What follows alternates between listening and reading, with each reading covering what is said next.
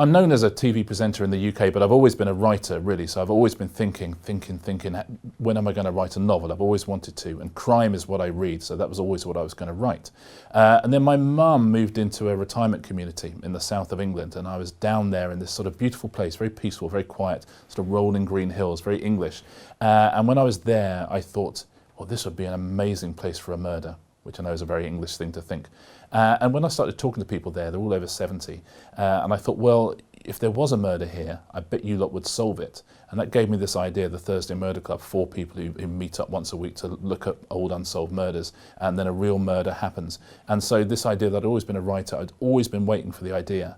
And just that one day when I was down at my mum's talking to people and just thinking how beautiful it was, that's what gave me the idea. And I started writing the Thursday Murder Club that evening. I wrote the book in secret, I think because in the UK I'm quite well known, and I didn't want people to think, oh, this is just a TV presenter writing a book, this will be boring, you know, this will be a cash-in book or someone else has written it for him. I thought, no, I'm going to spend a couple of years really working on it because I love crime fiction, I'm very respectful of it, so I wanted to write something that's the best I could possibly do.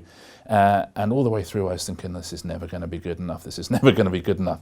And at the end of the process, when I finally showed it to someone and people started reading it and people started enjoying it, I thought, well, listen, okay, I think I've earned my place at the table, and it's been an absolute thrill ever since. But I'm glad I kept it secret. I'm glad I wrote it in secret and just kept it to myself. The biggest surprise, I think, at the response to the book has been, I mean, firstly, you know, the sales in the UK are sort of record-breaking. That's lovely. But so I know that people know me in the UK, so I understand that. The real surprise to me has been that you know, it's a bestseller in America and Germany and Sweden and all these places where you know, they don't know me, they don't know who I am, they've no idea I'm a TV presenter, they just read the book and liked the book.